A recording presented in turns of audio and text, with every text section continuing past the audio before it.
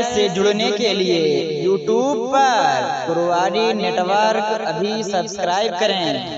आका इमाम हुसैन रज़ियल्लाहु ताला अन्हु पर जुल्म व सितम ढाने वाला एक मोमिन था जिसे यजीद कहते और हुसैनियों पर जुल्म ढाने वाला एक काफिर है जो बादशाह हुकूमत पर गालिब हो चुकी है, जो हुकूमत गालिब हो चुकी है। तो उस जमाने में जब अजानों पर पाबंदी लगाई गई तो उस पाबंदियों को तोड़ने वाले जब हजरत उमर ईमान लाए थे तो मेरे आका सल्लल्लाहु अलैहि वसल्लम ने इरशाद फरमाया, या रसूलल्लाह क्या हम हक पर नहीं? तो नबी ने इरशाद फरमाया, ऐ उमर हमारा दीन हक है, हक पर। तो उमर ने अर्ज किया, या रसूलल्लाह फिर अजान चुपके से क्यों होती है? आज से अजान खाने काबा के छत पे बुलंद उमर ईमान ले आया है। किसी के माई ने वो दूध नहीं पिलाया है जो उमर से मुकाबला है। तो दुआ करो कि जिस तरीके से उस जमाने में उमर ईमान लाए थे और दीन का सिलसिला बढ़ रहा था, इसी तरीके से इस जमाने में है मौला कोई उमर पैदा को उमर जैसा पैदा ताकि जो मज़हब इस्लाम में हम मुसलमान परेशान है उसका खात्मा। हज़रत इमाम हुसैन रज़ियल्लाहु ताला अन्हु की तारीख चल रही है। दुनिया में बेशुमार जंगें, दुनिया में बेशुमार मुसलमान मारे, लेकिन सबसे ज्यादा मुसीबत और सबसे ज्यादा परेशानी किसी ने उठाई है तो इमाम हुसैन ने। इमाम हुसैन रज़ियल्लाहु ताला अन्हु के तरीके से आज तक न जंग हुई और न इमाम हुसैन रज़ियल्लाहु ताला अन्हु की तरफ किसी ने मुसीबत से। मेरे आका इमाम हुसैन रज़ियल्लाहु ताला अन्हु पर वो मुसीबतें आई, वो मुसीबतों की पहाड़ तोड़ी गई। की 10वीं तारीख को आपने बारहा सुना होगा कि के बाद शहादत पाते रहे, लेकिन हुसैन कितना हौसला अफजाई रहा, कितना बुलंद रहा होगा मेरा हुसैन। मेरे हुसैन का सीना कितना चौड़ा रहा होगा, मेरे हुसैन के दिल के अंदर जो दिल रहा होगा कितना मजबूत रहा होगा कि हुसैन सादिक से लेकर जोहर की नमाज तक इमाम हुसैन अपने कांधों पर कभी भतीजे की लाश, कभी भांजे की लाश, कभी जवान अली अकबर की लाश को उठा कर खेमे लाते, कभी अपने भाई अब्बास लमदार की लाश को उठा कर खेमे में लाते। बताओ अगर घर में एक मैयत हो जाए और महीनों बाद किसी एक और इंतकाल हो जाए तो पूरे गांव के लोग कहते उस घर में कोहराम बरपा। एक मिसाल दिया जाता है कयामत पर। एक महीना नहीं गुजरा किसी घर में दूसरी मैयत हो गई, दूसरे इंसान का इंतकाल हो गया तो आदमी मिसाल देता है कि उस घर में कयामत बरपा हो गई। तो अंदाजा लगाओ इमाम हुसैन रज़ियल्लाहु ताला अन्हु के उस खेमे के अंदर सुबह सादिक से लेकर जोहर की नमाज तक 82 या 72 शहीद हुए। बताओ ऊपर कैसे मेरा इमाम कितना बर्दाश्त। आज हम भी आज हमारे रबों जो है दिलो दिमाग के अंदर हुसैन से मोहब्बत है, लेकिन हुसैन ने हर चीज दे दिया और हमारा ये मोमिन भाई हुसैन के लिए टाइम है ना, ऐसा फुर्सत नहीं है। चल लम्हात अगर जिक्र हुसैन हो हमें फुर्सत नहीं होती है कि हुसैन की महफिल में बैठकर 10 मिनट जिक्र हुसैन में शामिल हो। फुर्सत नहीं। किसी को अगर आवाज दी जाए तो इंसान कोई काम नहीं करता है। शैतान जब गालिब होता है तो उसका तरह के बहाने पैदा होता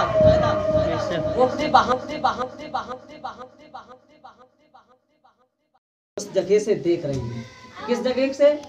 इराक के सरजमीन से। आका इमाम हुसैन इस मजलिस में आएंगे, हमारी निगाह इसके काबिल नहीं कि हम इमाम को देख लें, और जब हुसैन आएंगे तो नवासा जरूर आएगा। हज़रत एक मिसाल देना चाहता हूँ कि इमाम हुसैन के मरातिब कितने बुलंदों वाला। पूरी जिंदगी में खाने काबा यानी फतेह मक्का के बाद जब खाने काबा के अंदर 360 बुत थे। कितने? 360 बुत थे। परवरदिगार आलम की तरफ से हुक्म हुआ, ऐ मेरे महबूब खाने काबा को आप पाको साफ कर दो, उसमें रखे हुए बुतों को निकाल कर उसे साफ कर दो, मेरे घर खाने काबा को पाको साफ कर दो।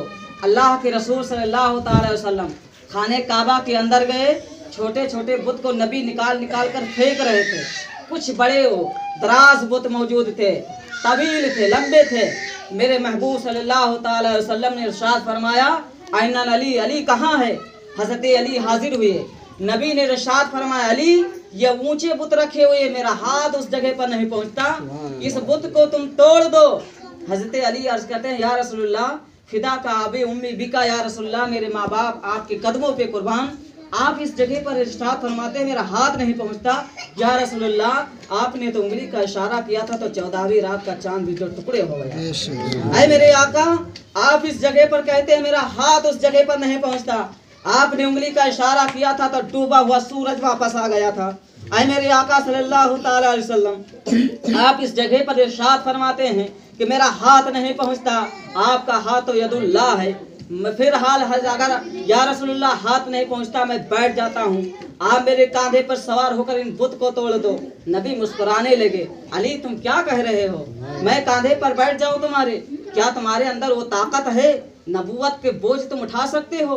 नबूवत का बोझा तुम जो अपने आप पर रोक सकते हो?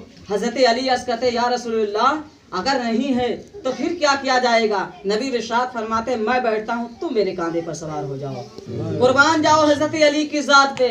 नबी करीम सल्लल्लाहु अलैहि वसल्लम बैठे, अली नबी के कांधे पर सवार हुए, बुत को तोड़ रहे थे। नबी मुस्कुराते हुए पूछते, अली कहाँ पहुँच गए? हजरत अली अर्ज़ करते, या रसूलुल्लाह, अगर आप हुक्म दे तो मैं अर्शे आज़म के पाँव को पकड़कर जमीन पर खींच लाऊं। कहाँ खाने काबा है? कहाँ नबी की कांधे पर सवार होकर खाने काबा के बुत को साफ करने वाला अली अर्श की बात कर रहा था। या रसूलुल्लाह, अगर आप हुक्म दे तो मैं अर्शे आज़म के पाँव को पकड़कर जमीन पर खींच लाऊं, जमीन पर खींच लाऊं। मेरे आका सल्लल्लाहु ताला अलैहि वसल्लम की उस जात को देखिए। अली अर्ज़ करते, या रसूलुल्लाह, आपका हुक्म ही मिलना चाहे तो नबी करीम सल्लल्लाहु ताला अलैहि वसल्लम के कांधे पर पूरी जिंदगी में अली एक बार कांधे पर सवार हुए। वो अली अर्श की बात कर रहे हैं, वो अली अर्श की बात कर रहे हो।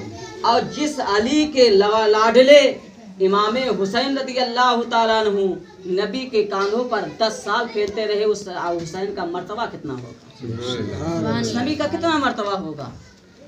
उस हुसैन का कोई मरातिब नहीं है।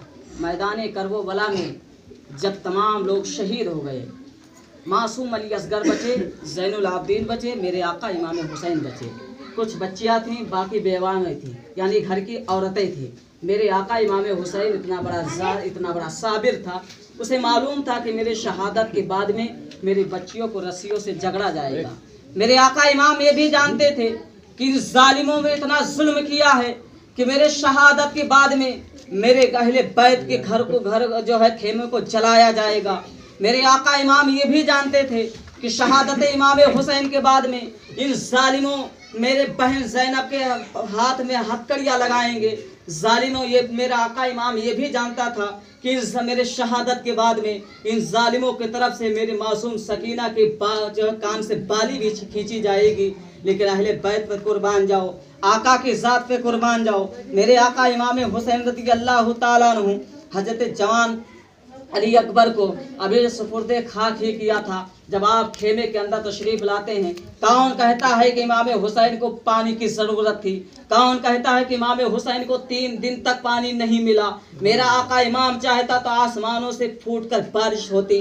मेरे आका इमाम चाहता तो ज़मीन करबला से ज़र्रे ज़र्रे से पानी के फुहारे निकलते। उमर बिन साद ने इतना ही तो कहा था, आए हुसैन, इस जगह पर पानी मिलने का सिर्फ 2 ही तरीका है, या तो यजीद की बैत कर लो, या तो जो है मुझसे जंग से मुकाबला करो और मुझसे जीत हासिल करो, पानी तुम्हारे हवाले कर दिया जाएगा। मेरे आका ने जवाब दिया था, आए उमर बिन साद, क्या तुझे मालूम नहीं ये आका इमाम ये हुसैन है, हौज़े कौसर का मालिक है। अगर मैं चाहूँ आसमान की तरफ इशारा कर दूँ तो देख बादल जो लरज रहे हैं, ये मेरा इशारा सिर्फ तलब का नहीं है कि हुसैन सिर्फ निगाह उठा दे, मैं बारिश होने लगूं। अगर नहरे फुराक देख जो चमक रहा है, सिर्फ मेरा इशारा पाते ही पूरा नहरे फुराक आकर मेरे कदमों में आ जाएगा। तुझे मालूम नहीं है कि मैं भूखा प्यासा नहीं, ये इम्तहान की गरज से नाने मुस्तफ़ा की शरीयत गलत ना हो जाए इसलिए मैं तुमसे मांग रहा था पानी, वरना दे के लहरे फराग जो तेरे सामने जो है, जिस पर तूने पाबंदी लगाया है, मेरा ही इंतजार कर रहा है, मेरे हुक्म का इंतजार कर रहा है।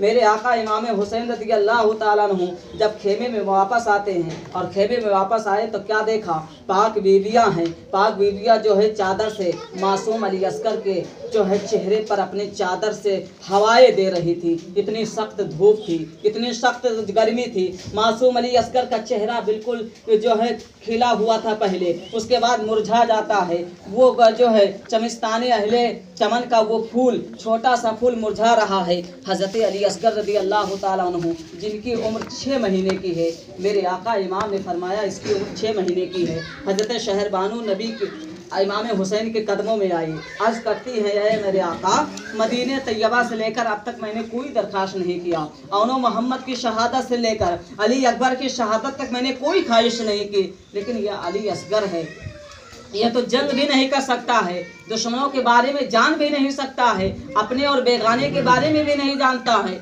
इसने अभी तक माँ मुझसे माँ भी नहीं कहा है, आपको बाप भी नहीं कहा है। इसका क्या जुल्म है?